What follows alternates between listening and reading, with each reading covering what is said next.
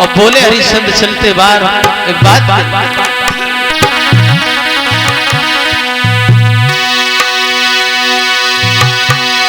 कि जाओ मरते मरते भी नर और नारी को नहीं बेचते हैं और हम ही वह पहले पापी हैं जो यह फरियाद मेटते हैं।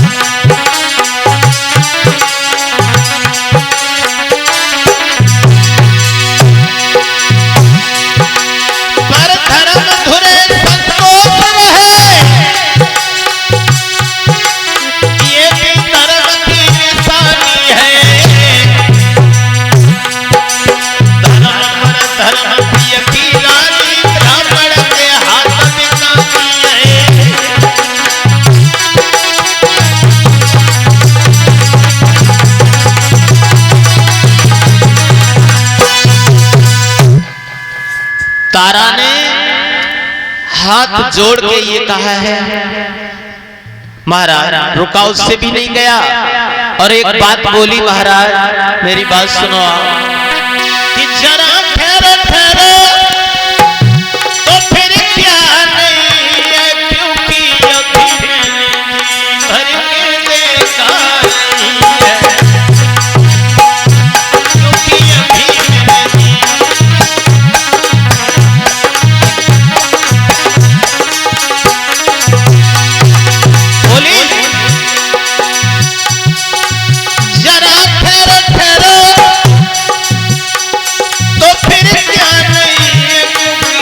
मैंने जी भर के देखा नहीं है, क्योंकि अभी मैंने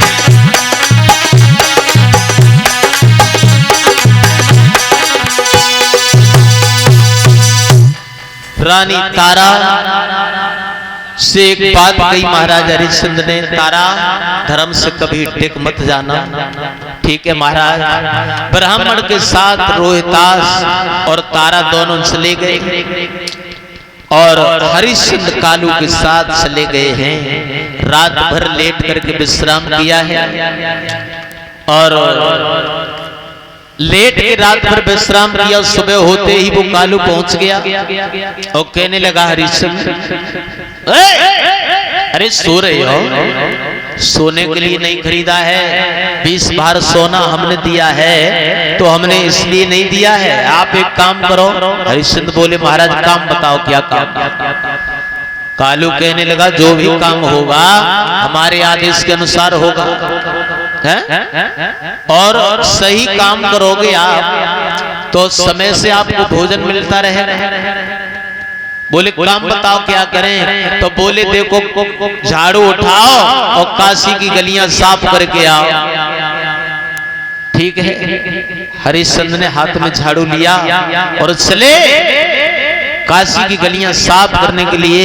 ये विचार कर रहे हैं महाराज हरिश्चंद्र, क्या क्या कहां से कहां मुझे पहुंचा दिया। समय का कोई भरोसा नहीं है, कब समय बदल जाए। और जिंदगी के भी दो पहलू होते हैं, सुख और दुख। न हमेशा सुख रहता है न हमेशा दुख रहता है, कभी सुख है कभी दुख है, दोनों का साथ है। ये हमारा जीवन कोई रेल की पटरी नहीं है, कोई सड़क नहीं है जो सीधा डाल दिया जाए। ये गंगा की धारा है, हजारों मोड़ लगती हैं, कभी इधर मोड़ लग जाती है कभी उधर मोड़ लग जाती है। लिखा है कवि ने बहुत सुंदर कि सदा दिन कैसे किसी के न गुजरते देखे, इंसान दुनिया में चढ़ते उतरते देखे, इंसान दुनिया में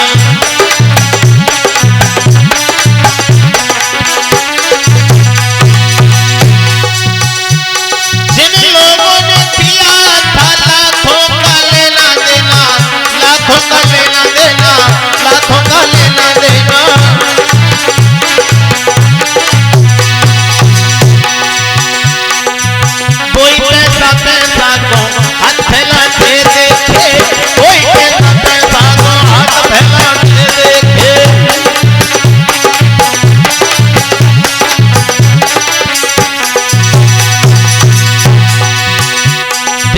दुनिया में नजर उठाते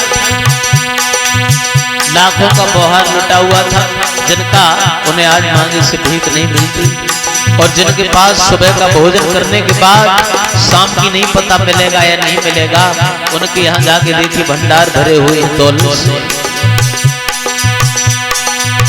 एक दिन रावण ने दसौसा जीत ली, एक दिन दसौसी पड़े रहे रन में, एक दिन श्याम सुंदर भागी गए आधी रात, एक दिन कंस को पछाड़ी दो सेना में।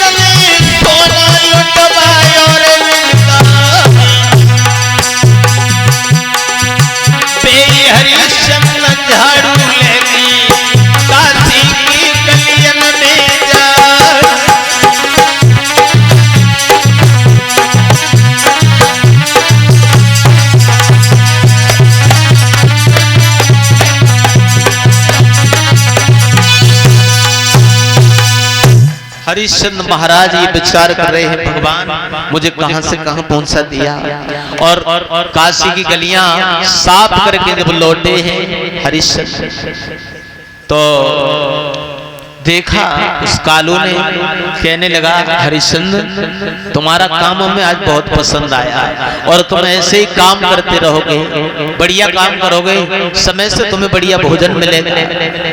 ये भोजन रखा है, आप भोजन कर लीजिए, ठीक है। अब जैसे ही भोजन लेकर के बैठे हैं, विश्वामित्र ने ये देखा हरिश्चंद्र तुम भोजन कर रहे हो, है? और हमने ये शर्त लगाई है वशिष्ठ से, जब तक हम तुम्हें धर्म से डिगा नहीं देंगे तब तक हम चैन से पानी नहीं पी सकते। और विश्वामित्र वहां पहुंच गए, अंधे बन गए, रोने लगे, गिड़गिड़ाने लगे, भैया कोई मेरी आवाज सुन रहा हो, मुझे कुछ खाने के लिए दे दीजिए। कितना निर्दयी है ये संसार, कई दिन हो गए मेरे पेट में अन्न का एक दाना नहीं पहुंचा है, मुझे बहुत तेज भूख लगी है। हरिश्चंद्र ने विचार किया मुझे तो एक ही दिन बीता है और ये बेचारा कई दिन का भूखा है, वो अपना भोजन लिया और वो भोजन अपना दे दिया उस अंधे को।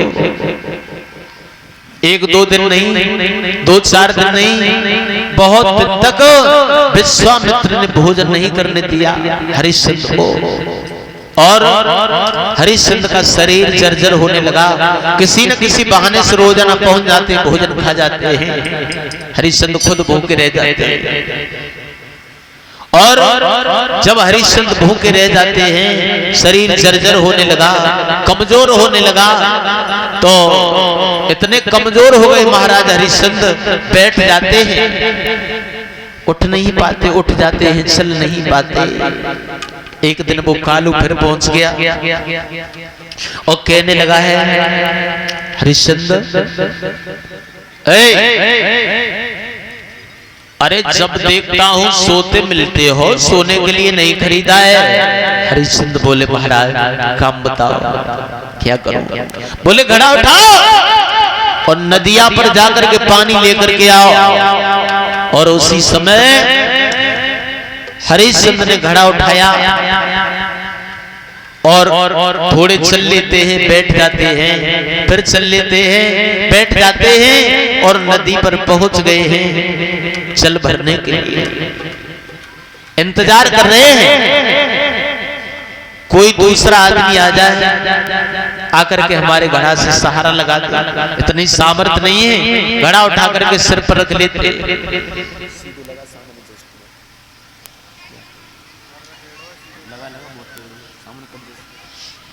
भक्तों,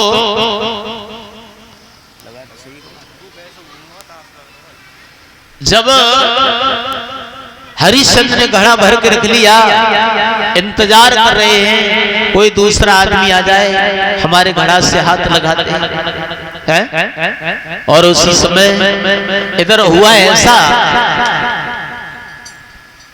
कि ब्राह्मण का घड़ा भरने के लिए रानी तारा भी उसी घाट पर पहुंच गई है पानी भरने के लिए। और दूर से हरिश्चंद्र ने देख लिया, अपनी रानी तारा को पहचान लिया, ये तो मेरी रानी तारा आ रही है और हर मुसीबत में मेरी रानी ने ही तो साथ दिया है। और आज भी भगवान ने मेरी पत्नी को ही भेज दिया, अब तो मेरा घड़ा आसानी से उठ जाएगा, मेरा घड़ा आसानी से उठ जाएगा।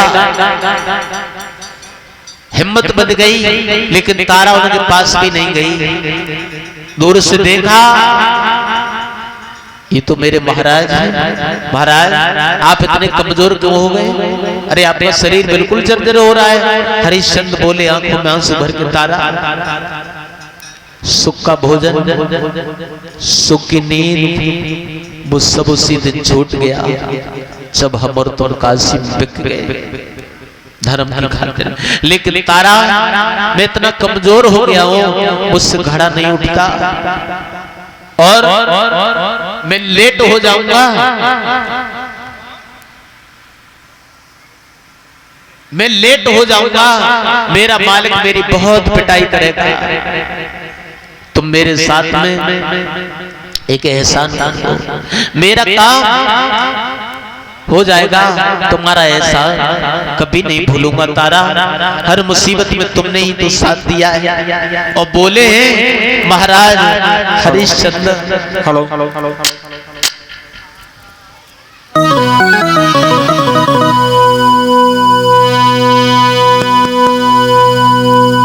मेरे घड़ा को उठवा दो।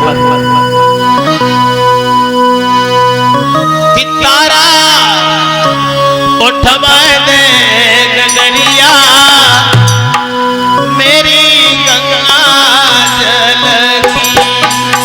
तारा उठवा दे गगरिया, मेरी गंगा जल की। तारा उठवा दे गगरिया, मेरी गंगा जल की। बोले